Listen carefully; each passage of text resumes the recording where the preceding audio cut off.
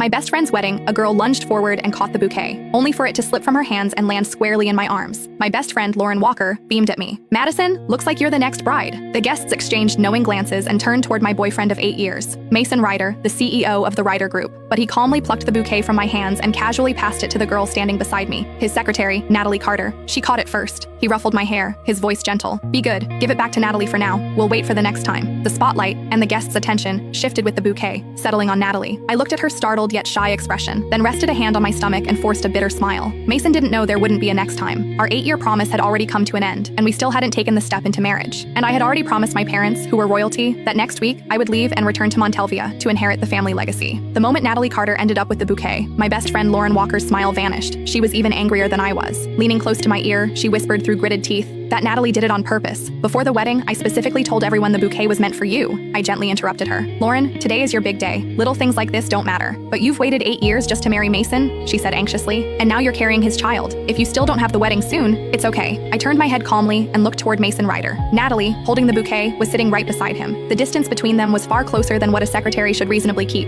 Most of the guests were friends who knew both Mason and me well. Their eyes drifted toward me, curious, sympathetic. Lauren grew even more upset and squeezed my hand tightly. "Madison, I looked into Natalie earlier. She's a calculating gold digger who specializes in seducing rich men. She's been trying to get close to your boyfriend for months. You need to be careful. Lauren, you're the most beautiful bride today. Don't worry about me." I squeezed her hand back and gave her a faint smile. "Besides, I'm not planning to marry Mason anymore. I haven't even told him I'm pregnant." My words were so shocking that Lauren's eyes widened as she stared at me in disbelief. After a long silence, she finally remembered that the wedding ceremony still had to continue. When the wedding ended, Lauren hugged me tightly. "Madison, if you need any help, just tell me. I support whatever decision you make." "What decision?" After she left, Mason walked toward me, calm as ever. "What were you two talking about just now?" Out of habit, he reached out and draped an arm over my shoulders. I shifted slightly to the side and avoided the gesture. "Nothing." He didn't seem to mind my reaction. With a soft laugh, he said, "Are you angry? Natalie caught that bouquet first, after all. She's a young girl. Of course, she dreams about weddings. Catching the bouquet was just her way of borrowing a little luck. Didn't we agree we'd wait for the next time?" He leaned closer, stroking my hair as he patiently tried to soothe me. "Why care so much about Lauren's bouquet? When we get married, I'll prepare an even more beautiful one for you. You can have as many bouquets as you want." Silently, I curled my fingers into my palm and looked straight into his eyes. "Can we get married this month then? Lauren and I made a promise when we were kids. Whoever married first, the other would marry right after. We would be each other's bridesmaids and witness each other's happiness." The air seemed to freeze. Mason's hand, which had been brushing my hair, paused midair. A few seconds later, he chuckled lightly. "You're still taking childhood jokes seriously? I'm the CEO of the Ryder Group. A wedding can't be thrown together so hastily.